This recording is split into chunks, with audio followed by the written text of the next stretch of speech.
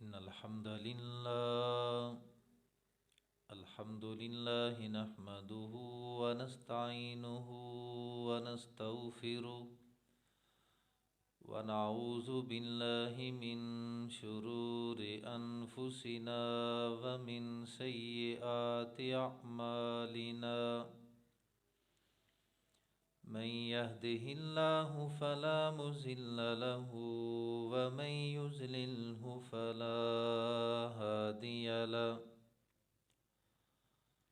أشهد أن لا إله إلا الله وحده لا شريك له وأشهد أن محمدا عبده ورسوله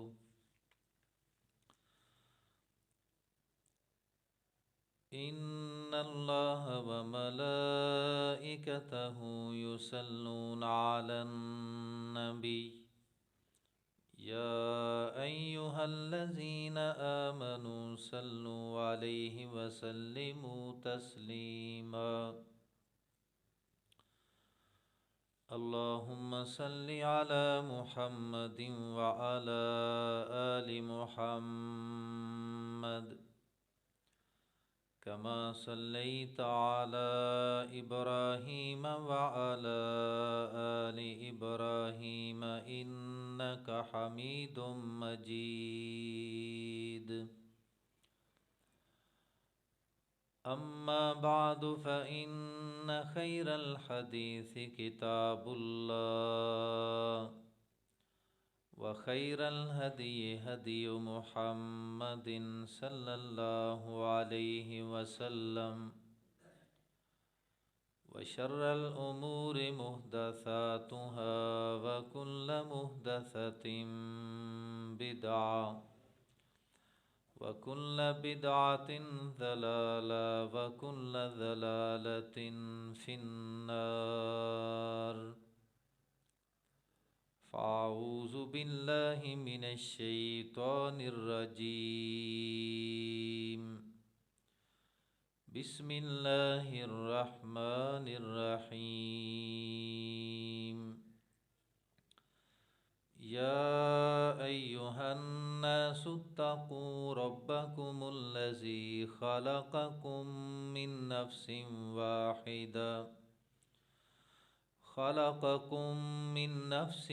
واحدة وخلق منها زوجها وبث منهما رجالا كثيرا ونساء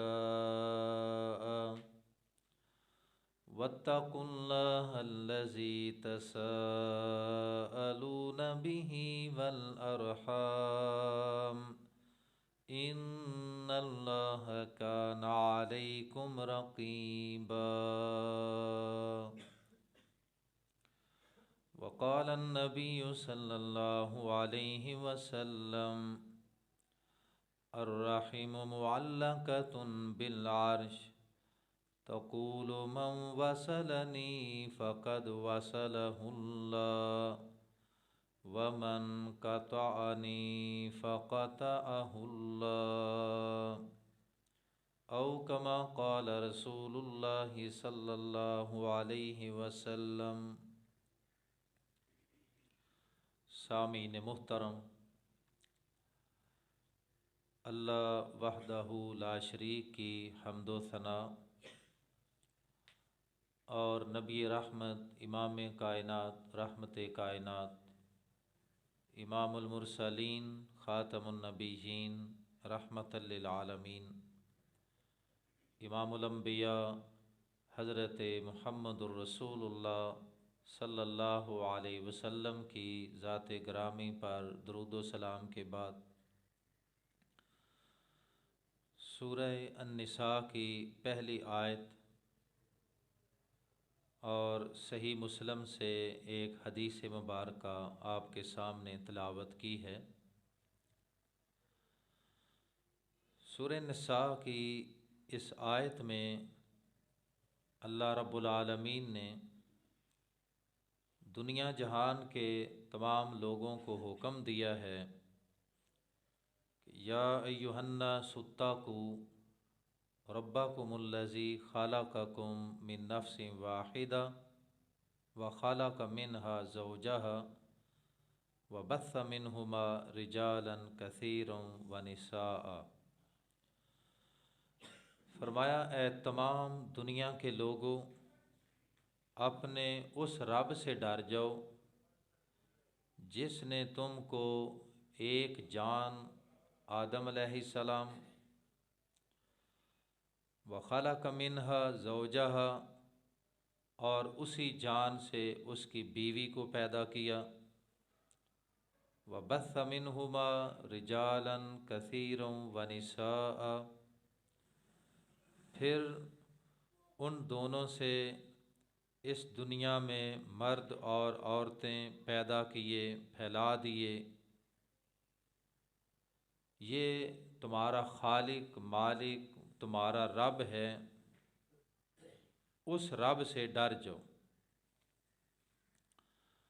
अपने रब होने का तारफ़ भी करवाया और इंसान की तख्लीक का आगाज़ भी बताया। फिर फरमाया, वत्तक़ुल्लाह अल्लज़ी तसाअलून बिही वल अरहाम, उस अल्लाह से डर जाओ जिसके नाम के साथ तुम एक दूसरे से अपने मुतालिबात, अपनी हाजात और एक दूसरे से अपने हकूक़ का मुतालबा करते हो। उस अल्लाह के नाम के साथ तुम हकूक़ का मुतालबा भी करते हो, वल अरहाम, और उस अल्लाह से डर जो अपने क़राबतदारों रिश्तेदारों के हकूक़ के मामले में भी अल्लाह से डर जाओ। इन्नल्लाह कान अलैकुम रक़ीबा, बेशक अल्लाह तुम्हारे ऊपर निगहबान है और तुम्हारी निगाह, अल्लाह की निगाह तुम्हारे ऊपर है और तुम्हारे ऊपर उसकी नज़र है। इस आयत मुबारका में अल्लाह पाक ने सबसे पहले इंसानों की तख्लीक का आगाज़ कैसे किया, इसका तज़किरा है।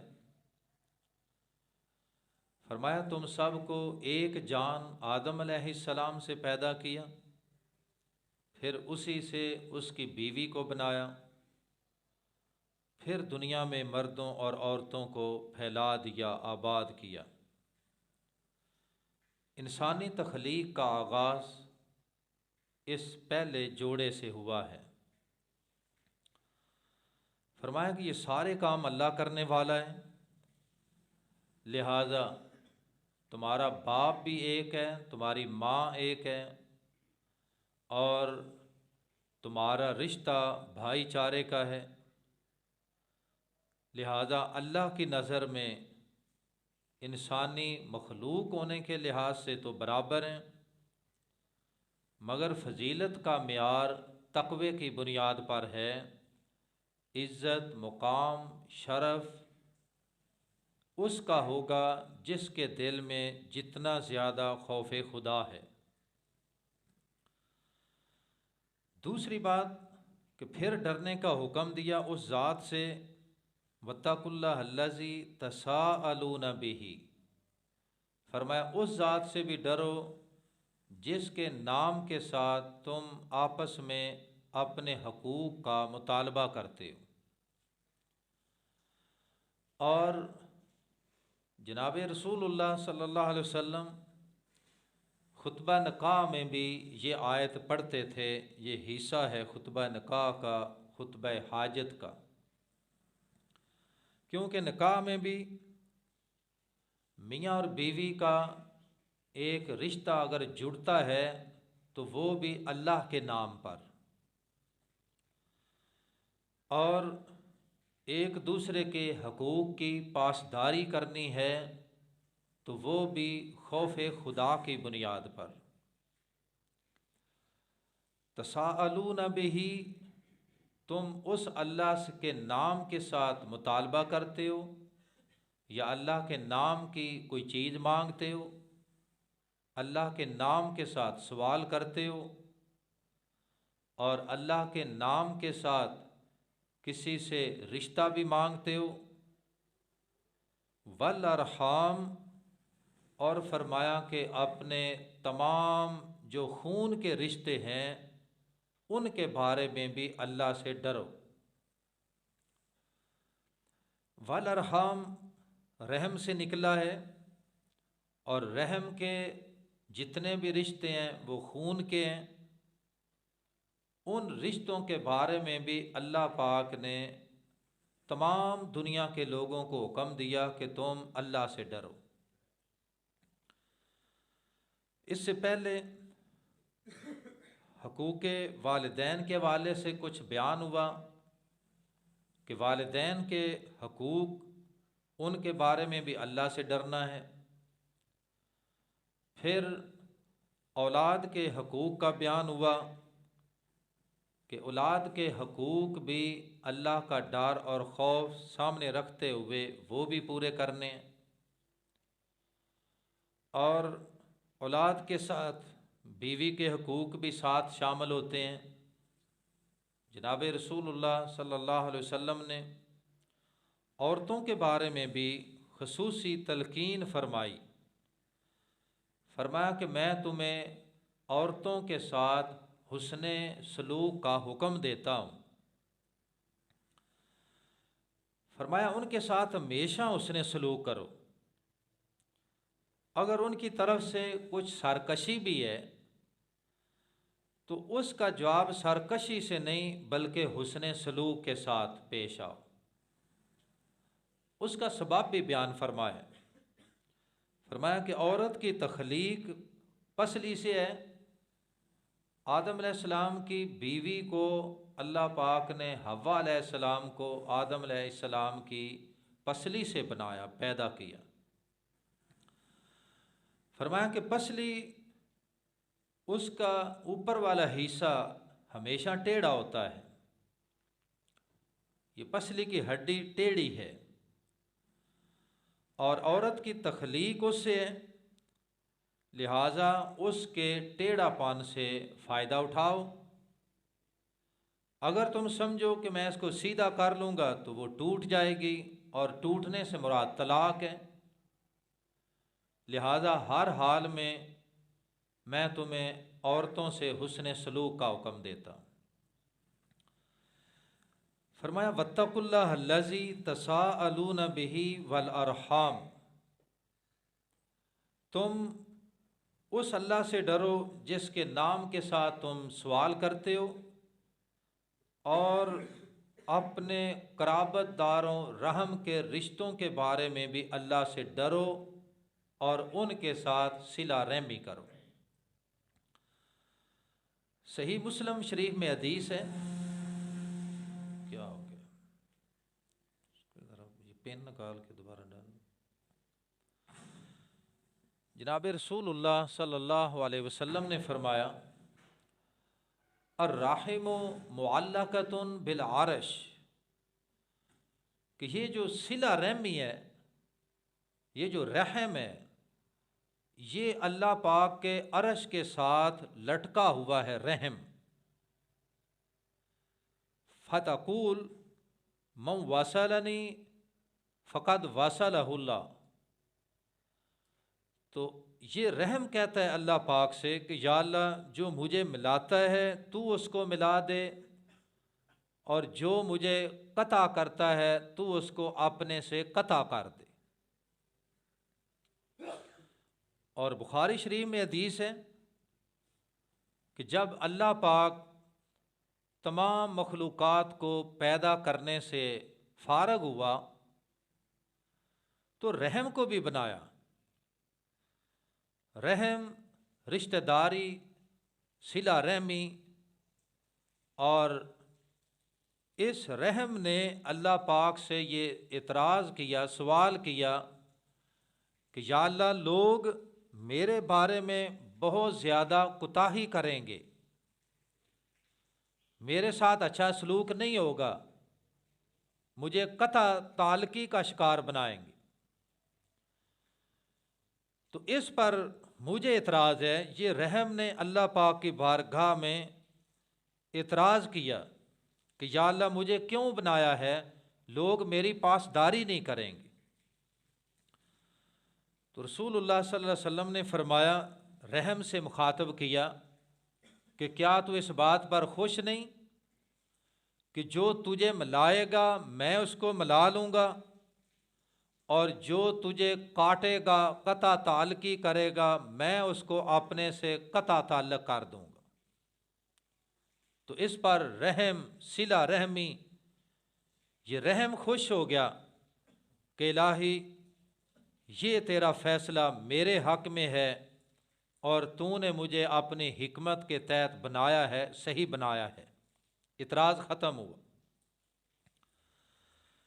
جناب رسول اللہ صلی اللہ علیہ وسلم نے نبوت سے پہلے بھی اور نبوت ملنے کے بعد بھی اپنوں کے ساتھ بھی، بیگانوں کے ساتھ بھی، دوستوں کے ساتھ بھی، دشمنوں کے ساتھ بھی، قرابت داروں کے ساتھ بھی، سب کے ساتھ ہمیشہ صلہ رحمی کا رویہ رکھا اور اسی کو اپنانے کا حکم دیا۔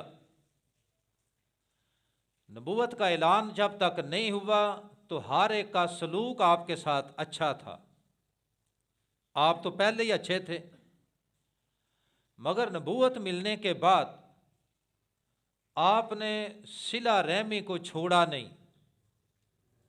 آپ کے خاندان کے لوگ، قریش کے لوگ، ہاشم کے لوگ، بنو عبد مناف، قریش مکہ، وہ سارے آپ کے دشمن بن گئے، اپنے بھی دشمن بن گئے، بیگانے بھی دشمن بن گئے، ہمسائے بھی دشمن بن گئے، اور دشمنی اس قدر گھٹیا تھی کہ نبی پاک کے راستے میں بھی کانٹے بچھا دیتے، موقع ملتا تو آپ کے گھر میں بھی کوڑا پھینک دیتے۔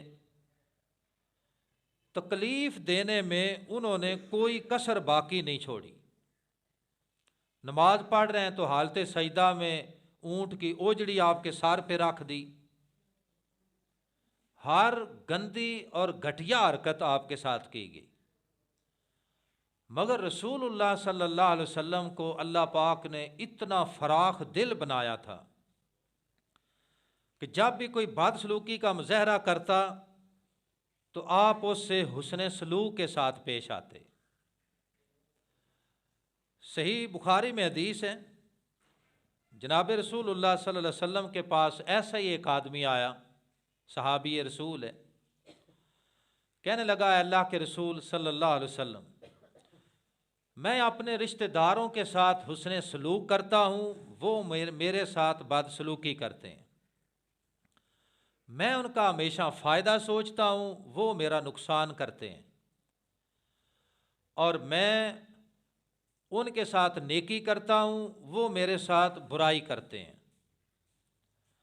جناب رسول اللہ صلی اللہ علیہ وسلم نے فرمایا کہ اگر واقعتاً ایسا ہے جیسے تو کہہ رہے تو اس کی ایسے مثال ہے کہ جیسے تو گرم راکھ ان کے منہ میں ڈال رہے، کہ وہ اپنی برائی پر اڑے ہوئے ہیں اور برائی کر رہے ہیں، اور تو اپنی نیکی پر ثابت قدم ہے، تو نیکی کرتا جا۔ فرمایا کہ یہ تو ایسے ہے کہ جیسے ان کے منہ میں راکھ پڑ رہی ہے، اور اس راکھ سے مراد دنیا کی ذلت بھی ہے اور آخرت کی بھی ہے،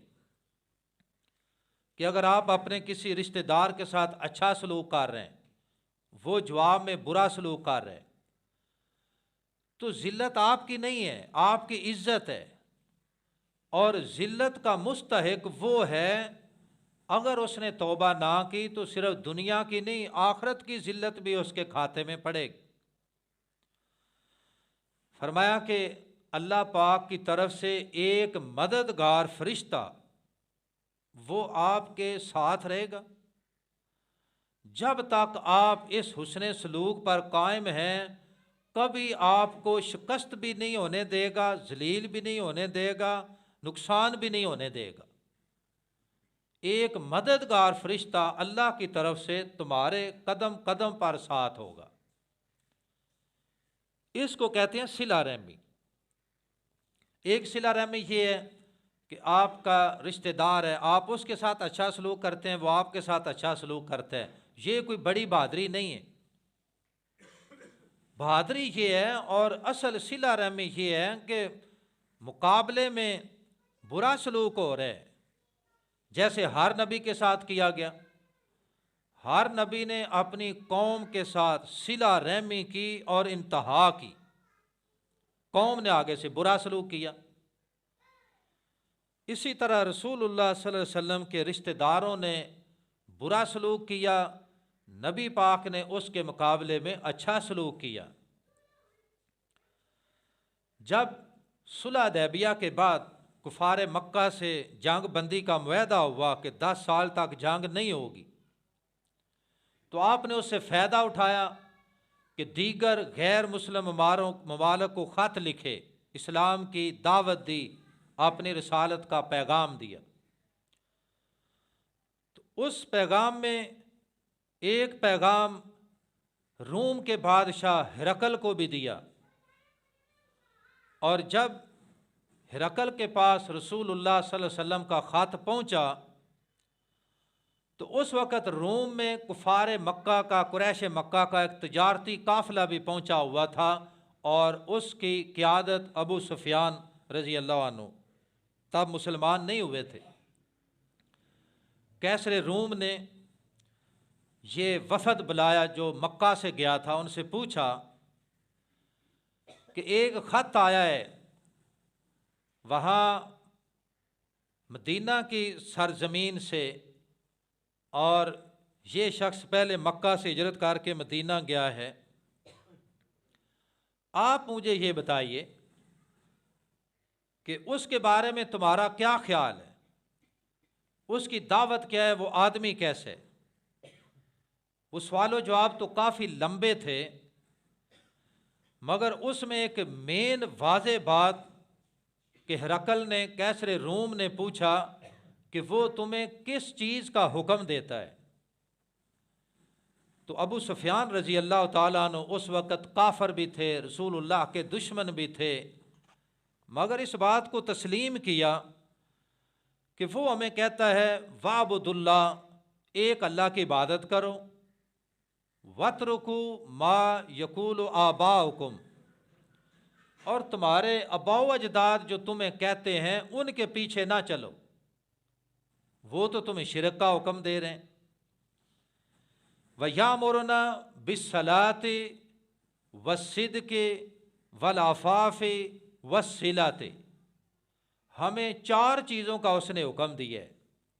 وَيَأْمُرُنَا بِالصَّلَاةِ، اس نے ہمیں حکم دیا ہے نماز پڑھنے کا، وہ کہتے ہیں نماز پڑھا کرو، اور نماز بندگی عبادت فقط اللہ کی ہے، اس میں کوئی دوسرا شریک نہیں ہے۔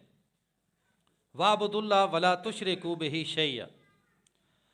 نمبر 2 وَالصِّدْقِ، وہ ہمیں حکم دیتا ہے کہ سچ بولا کرو، جھوٹ نہیں بولنا۔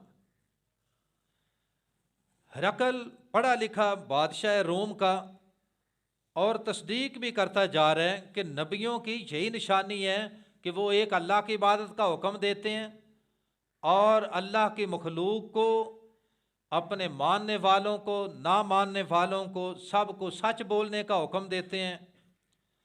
نمبر 3 والعفاف، ابو سفیان رضی اللہ تعالیٰ عنہ نے کہا کہ وہ پیغمبر ہمیں پاک دامنی کا حکم دیتے ہیں، بے حیائی سے، فحاشی سے، وہ نبی منع کرتا ہے اور حیا اور پاک دامنی کا حکم دیتا ہے۔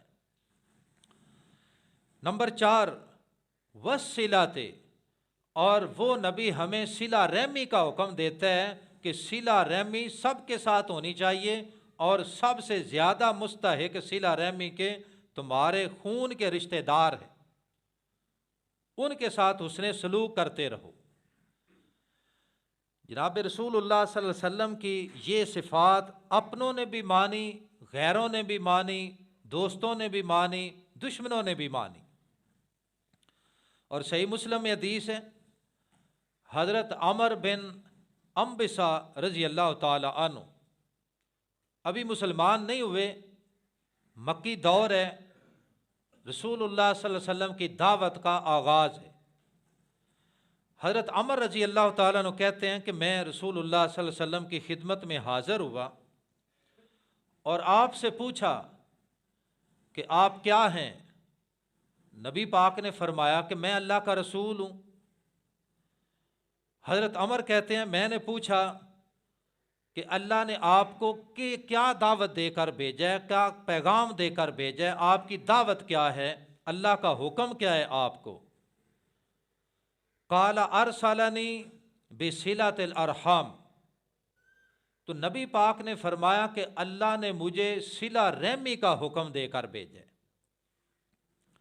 حالانکہ توحید کی دعوت اپنی جگہ اٹل ہے، رسالت کی دعوت بھی اٹل ہے، مگر رسالت ملنے کے بعد اور توحید کا پیغام دینے کے بعد فرمایا کہ اگر کوئی تیسرا حکم اللہ نے مجھے دیا ہے تو وہ صلہ رحمی کا دیا ہے، کہ اس میں میری طرف سے کوئی گنجائش نہیں ہے کہ ایک مسلمان بھی ہو اور وہ صلہ رحمی کے خلاف ہو اور صلہ رحمی کے بجائے قطع تعلقی کر کے بیٹھا ہوا ہو۔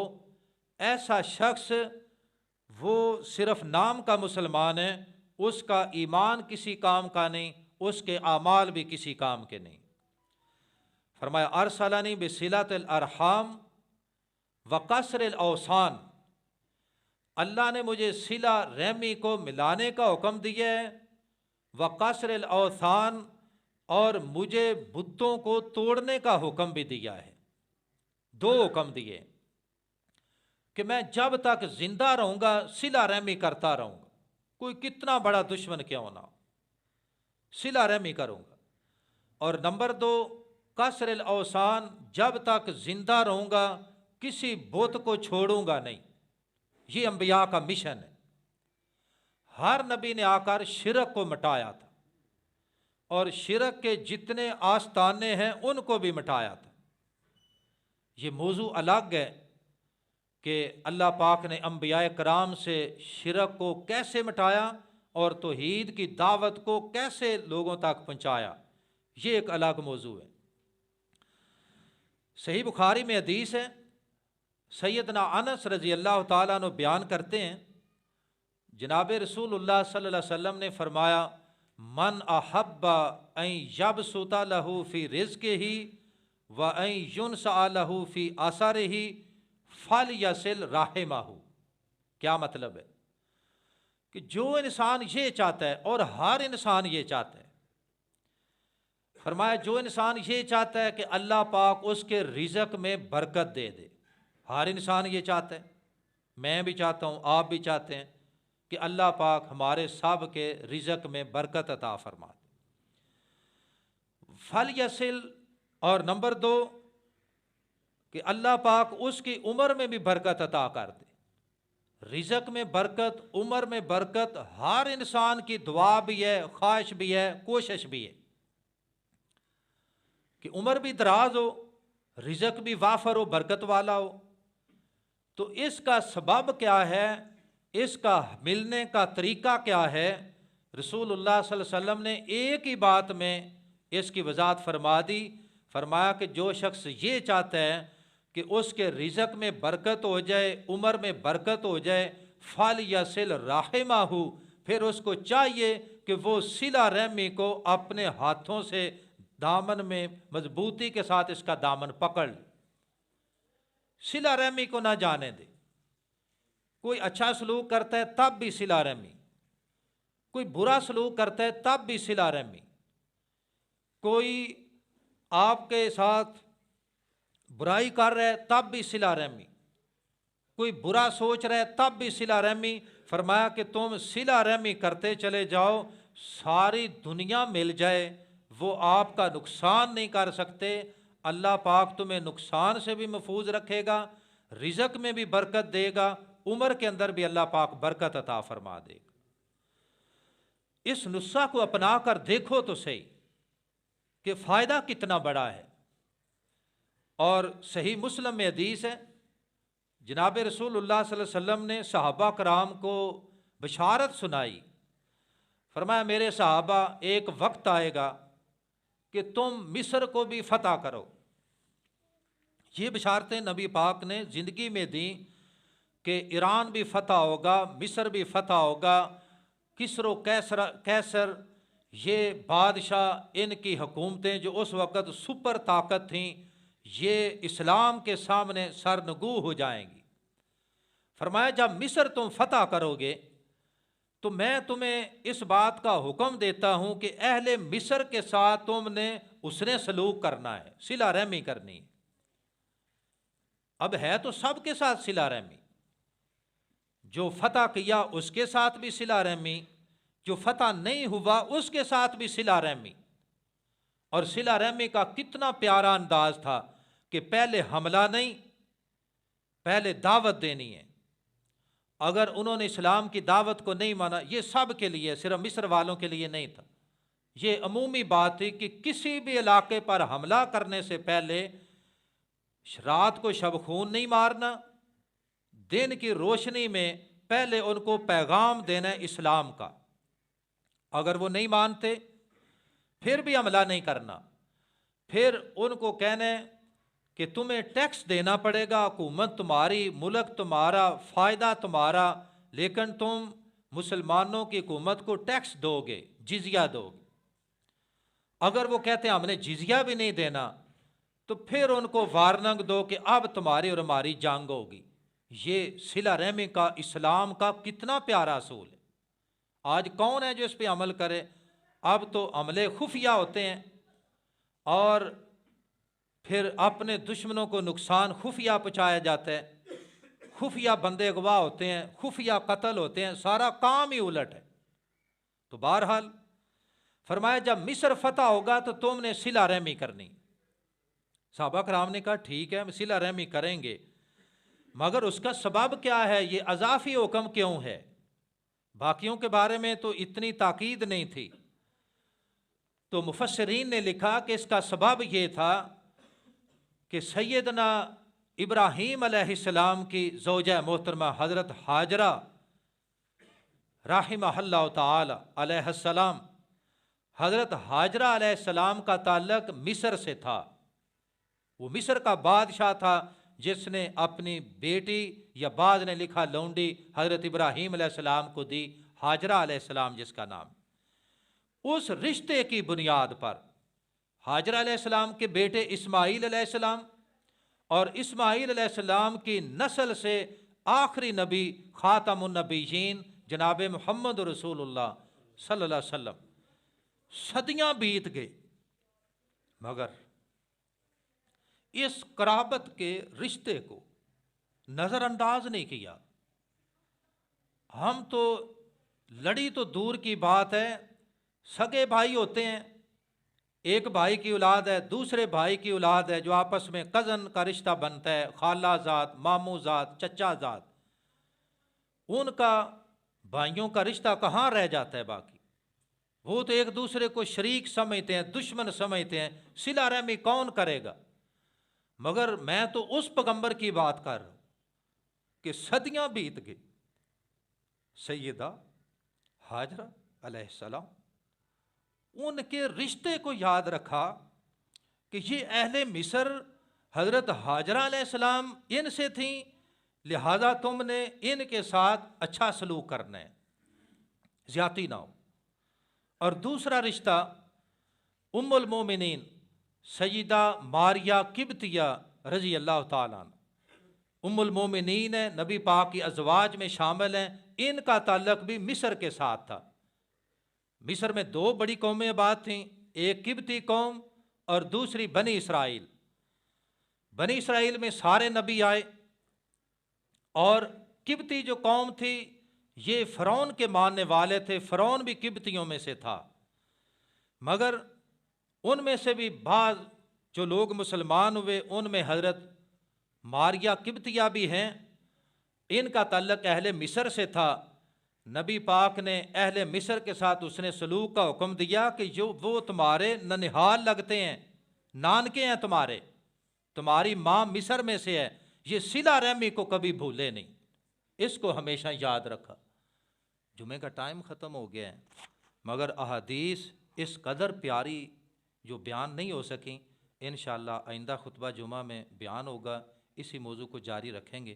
اللہ پاک سے دعا ہے کہ آج کے سبق کا، جمعہ کا پیغام یہ ہے کہ صلہ رحمی کو اگر ہم اختیار کر لینا اس دور میں، یقین کیجئے کہ ہمارے مسئلے حل ہو جائیں گے، اختلافات مٹ جائیں گے، لڑائیاں ختم ہو جائیں گی، دشمنیاں ختم ہو جائیں گی، اور اللہ پاک کی طرف سے برکت کے، رحمت کے دروازے کھل جائیں گے۔ اور اگر ہم اس کی خلاف ورزی کریں گے تو نقصان کیا ہے، انشاءاللہ آئندہ جمعہ اس کا بیان ہوگا۔ اللہ پاک ہمیں کتاب اللہ کو سمجھنے کی، رسول اللہ صلی اللہ علیہ وسلم کے فرامین کو سمجھنے کی، سننے کی اور عمل کرنے کی توفیق عطا فرمائیں۔ وآخر دعوانا ان الحمد للہ رب العالمین۔